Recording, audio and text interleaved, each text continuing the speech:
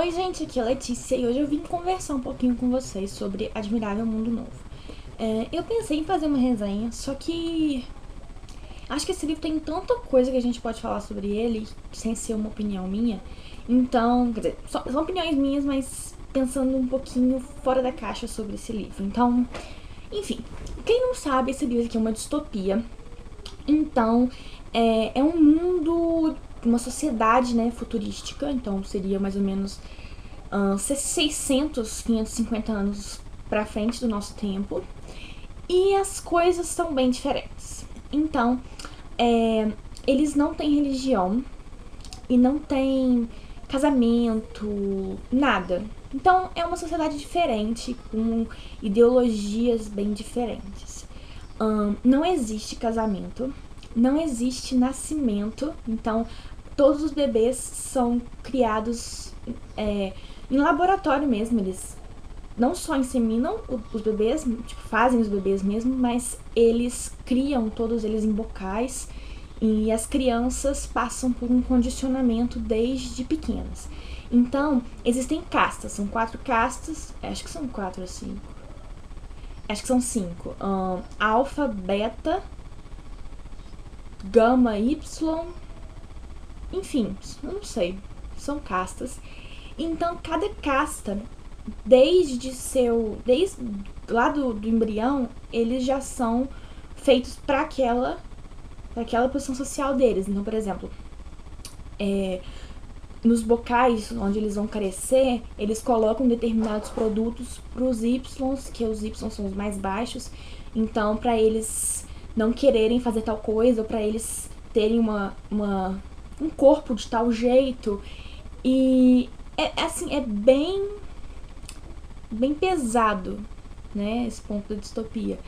Porque, além de ter as castas, as crianças são condicionadas a aceitar as castas onde elas estão e aproveitar e gostarem, entendeu? Então, desde pequenos, eles são submetidos ao condicionamento básico, que seria aquela coisa tipo de estímulo-resposta mesmo. Então, se você faz alguma coisa que eles...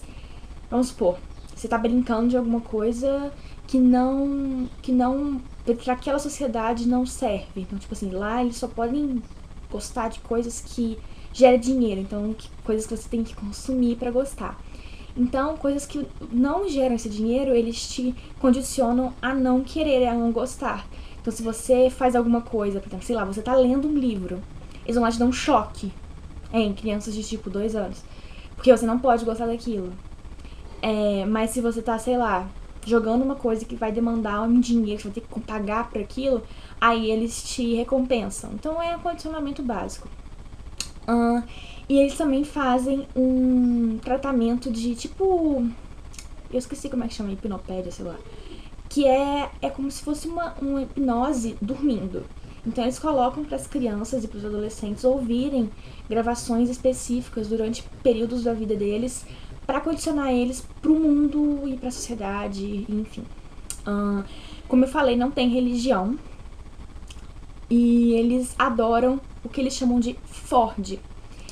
O Ford, em determinado momento do livro, eles se referem também como antigamente ser o Freud, que às vezes eles usavam Freud quando ele estava falando sobre psicologia. Então esses dois nomes, o Ford e o Freud, se referem respectivamente ao Henry Ford, da fábrica Ford mesmo de carro, porque no sistema que ele fazia de produção, cada pessoa tinha sua responsabilidade, então ela só sabia fazer aquilo, e ela era muito boa naquilo que ela fazia e só naquilo.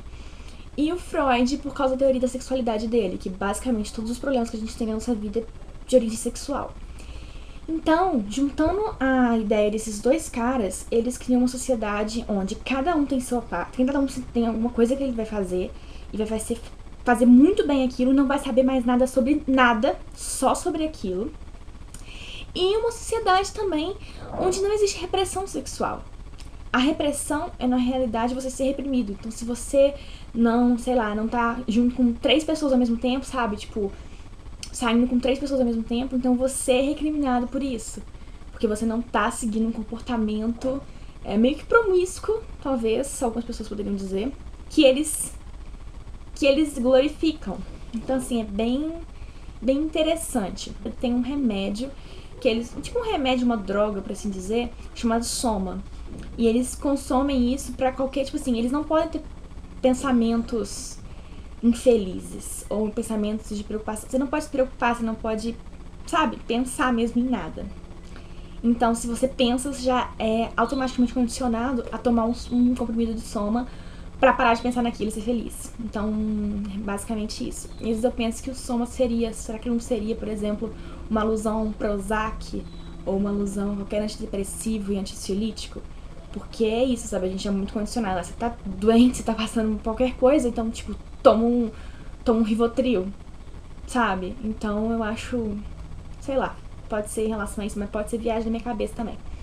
Em alguns pedaços do planeta, eles não colonizaram, eles chamam de civilização, eles não civilizaram aqueles pedaços, então eles ainda vivem, eles ainda adoram a Deus, eles ainda casam, ainda tem monogamia. Um dos caras, o Bernard alguma coisa, que eu esqueci o nome, que teoricamente ele seria como se fosse uma alusão ao Karl Marx.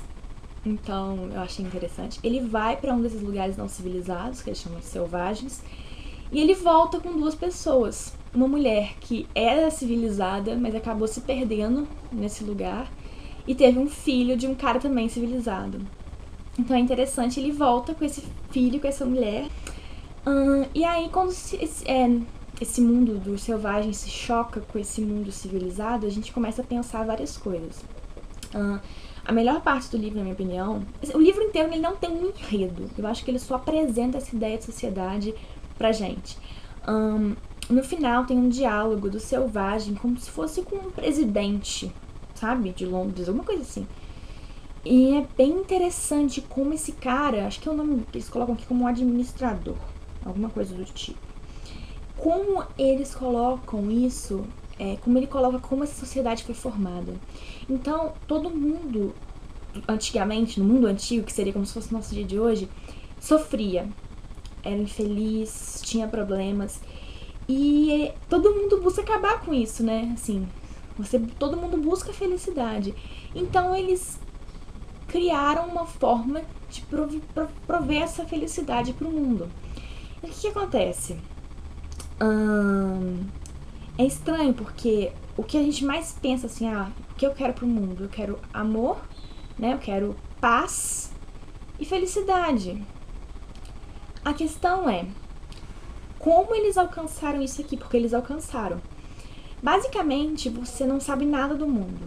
Nada. Você sabe sobre aquilo que você é programado para saber. Então, por exemplo, vamos supor, eu sou uma especialista em, sei lá, embrião. Então eu vou só saber sobre aquilo. Só sobre aquilo, sobre mais nada. E o tempo livre que eu tiver, eu vou estar jogando golfe ou copulando, como eles falam aqui. Mas o jeito como eles atingiram isso é estranho.